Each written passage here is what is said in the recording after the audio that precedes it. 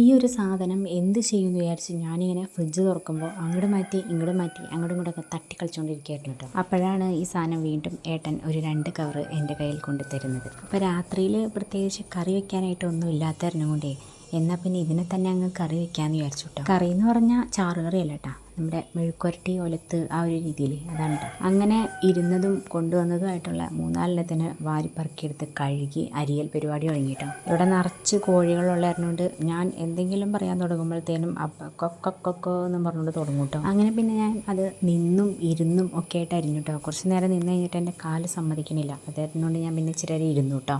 അങ്ങനെ ഞാൻ എല്ലാം അരിഞ്ഞെടുത്തിട്ടുണ്ട്. അങ്ങനെ ആ കൊണ്ടുവന്ന 2 കവറിലല്ലേ, അതിനകത്ത് ഒരു കവറാണ് ഇട്ടത്, അത് ഞാൻ അടുത്ത് മാറ്റി വെച്ചിട്ടുണ്ട് കേട്ടോ.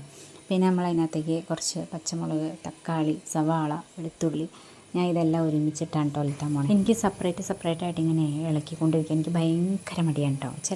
ചില സമയത്ത് എനിക്ക് ഭയങ്കര മടിയാണ്, കൂടുതലും രാത്രി എനിക്ക് എന്തെങ്കിലും കറി ഉണ്ടാക്കുന്നത് ഭയങ്കര മടിയുള്ള കാര്യമാണ്. അപ്പോൾ അതുകൊണ്ട് രാത്രി ഞാൻ പൊതുവേ അങ്ങനെ കറി ഉണ്ടാക്കലില്ല. ഏട്ടനോട് മേടിക്കാൻ പറയലാണ് പതിവ്. കാരണം രാത്രി ഒരു നേരത്തേക്ക് മതിയല്ലോ, അപ്പോൾ എന്തെങ്കിലും വാങ്ങിക്കാൻ പറയും. പക്ഷേ ഇത്തവണ വാങ്ങിക്കാൻ പറഞ്ഞിട്ട് അങ്ങോട്ട് ഏറ്റില്ല കേട്ടോ. അതായിരുന്നു കൊണ്ട് പിന്നെ ഇത് തന്നെ അങ്ങോട്ട് ഉണ്ടാക്കാമെന്ന് വിചാരിച്ചു. അപ്പോൾ ഇത് ഇങ്ങനെ ഒലത്തണ കാര്യം എന്ന് എനിക്കറിയില്ലായിരുന്നു കേട്ടോ. ഞാനിത് അപ്പച്ചനോട് പറഞ്ഞപ്പോൾ അപ്പച്ചനോട് പറഞ്ഞു ഇത് ഒലത്താന്ന് പറഞ്ഞു. അപ്പച്ചി ഇതുവരെ ഒലത്തിയിട്ടുണ്ട്, അപ്പച്ചി ഇത് ഒലത്താറുണ്ട്, നല്ല ടേസ്റ്റൊക്കെ ഉണ്ടെന്ന് പറഞ്ഞു കേട്ടോ. പക്ഷേ അപ്പച്ചി ഒലത്തണ പോലെയല്ല കേട്ടോ ഞാൻ ഒലത്തിയത്. ഞാനെല്ലാം ഇങ്ങനെ ഒരുമിച്ചിട്ട് മിക്സാക്കി, പൊടികളെല്ലാം കൂടി മിക്സാക്കി അങ്ങനെയാണ് ഞാനിത് ഒലത്തിയത്. എനിക്ക് വലിയ ഇഷ്ടപ്പെട്ടൊന്നുമില്ല. എന്നിട്ട് പിന്നെ അതൊക്കെ ഇച്ചിരി നേരം മിക്സാക്കി ഇങ്ങനെ വെച്ചതിന് ശേഷം പാത്രം ഒലത്താൻ വേണ്ടി നോക്കിയപ്പോഴേ പാത്രം എന്താ മാഗി ഉണ്ടാക്കിയ സിങ്കിലിട്ടേക്കായിരുന്നു.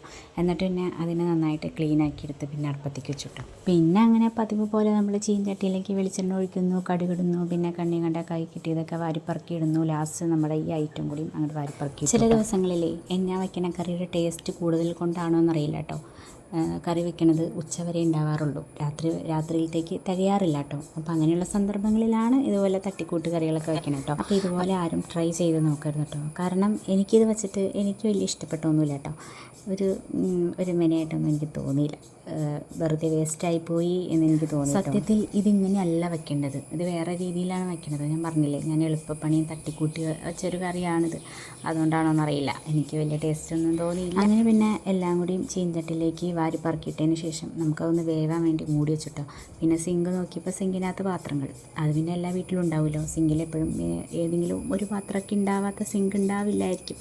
അപ്പോൾ പിന്നെ അതെല്ലാം ഒന്ന് കഴുകി വയ്ക്കാമെന്ന് ഓർത്തിട്ടു. അങ്ങനെ പിന്നെ പാത്രമൊക്കെ കഴുകി കഴിഞ്ഞ് കഴിയുമ്പോഴേ പാത്രത്തിൽ നമ്മുടെ ഫുഡിൻ്റെ വേസ്റ്റൊക്കെ ഉണ്ടാവില്ലേ, ആ വേസ്റ്റൊക്കെ ഈ ഒരു അരിപ്പ പോലത്തെ സാധനം ഉള്ളായിരുന്നു കൊണ്ട് രക്ഷപ്പെട്ടു കേട്ടോ. കാരണം അല്ലായിരുന്നെങ്കിൽ എല്ലാം ഇങ്ങനെ ഈ സിങ്കിൻ്റെ ഉള്ളിലേക്ക് പോയി അവിടെ ബ്ലോക്ക് ആയേനെ. ഈ ഒരു സാധനം ഉള്ളായിരുന്നു കൊണ്ട് വളരെയധികം അതൊരു ഉപകാരമായി. അങ്ങനെ അത് കഴിഞ്ഞിട്ട് പിന്നെ പാത്രം തുറന്ന് നോക്കിയപ്പോൾ അത്യാവശ്യം നന്നായിട്ട് വെന്ത് വന്നിട്ടുണ്ട് കേട്ടോ. എന്നിട്ട് ഞാനത് നന്നായിട്ട് മിക്സാക്കിയതിന് ശേഷം പിന്നെ ഒന്ന് ഇച്ചിരി ടേസ്റ്റ് ഇതിങ്ങനെ കഴിക്കാൻ ഒരു മെന ഉണ്ടാവില്ല. അപ്പോൾ ഇച്ചിരി മുട്ടയും കൂടി ചേർത്ത് കഴിക്കുകയാണെങ്കിൽ കുറച്ചെങ്കിലും ഒരു ടേസ്റ്റ് ഉണ്ടാവുമല്ലോ.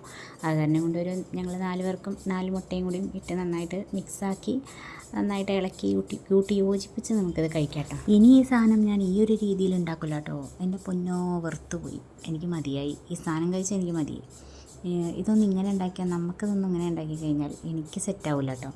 എനിക്കെന്തെങ്കിലും വായിക്ക് രുചിയായിട്ടുള്ള എന്തെങ്കിലുമൊക്കെ കഴിക്കണം, അല്ലാണ്ട് ഇങ്ങനത്തെ സാധനങ്ങളൊന്നും എനിക്ക് അങ്ങോട്ട് ഏൽക്കില്ല കേട്ടോ. ഞാനിത് മിക്സ് ചെയ്ത സമയത്ത് മസാലപ്പൊടി ഇട്ടുണ്ടായില്ല കേട്ടോ. അപ്പോൾ ഇത് നന്നായിട്ട് വെന്ത് കഴിഞ്ഞതിന് ശേഷം 1 സ്പൂൺ മസാലപ്പൊടിയും പിന്നെ അതുപോലെ തന്നെ കുറച്ച് കുരുമുളക് പൊടിയും കൂടി ഇട്ടായിരുന്നു കേട്ടോ. ആ മസാലയുടെ ഒരു ചെറിയ മണമൊക്കെ വരട്ടെ എന്നോർത്താണ് കേട്ടോ കുറച്ച് മസാലപ്പൊടിയൊക്കെ എടുത്തിട്ട്. പിന്നെ അത് കഴിഞ്ഞ് മിക്സ്, പിന്നെ എല്ലാം കൂടി ഒന്നിട്ട് നന്നായിട്ടൊന്ന് മിക്സ് ചെയ്യണമല്ലോ. പിന്നെ ഇടയ്ക്കൊന്ന് ഉപ്പുണ്ടോ എന്ന് നോക്കണമല്ലോ. അപ്പോൾ ഉപ്പുണ്ടോ എന്ന് നോക്കാൻ വേണ്ടി കുറച്ചെടുത്ത് കഴിച്ച് കഴിഞ്ഞപ്പോൾ എനിക്ക് ആദ്യം വലിയ ടേസ്റ്റൊന്നും തോന്നിയില്ല. പിന്നെ ആ മുട്ട ഇട്ടായിരുന്നു കൊണ്ട് ഇത്രയെങ്കിലും ഒരു ടേസ്റ്റ് വന്നു, അല്ലായിരുന്നെങ്കിൽ ഇതിന് വായിൽ വയ്ക്കാൻ കൊള്ളില്ലായിരുന്നു കേട്ടോ. അപ്പോൾ ഇന്നത്തെ വീഡിയോ അത്രേ ഉള്ളൂ. ഇഷ്ടപ്പെട്ടാൽ ലൈക്ക് ചെയ്യാനും കമൻറ്റ് ചെയ്യാനും മറക്കരുതേ.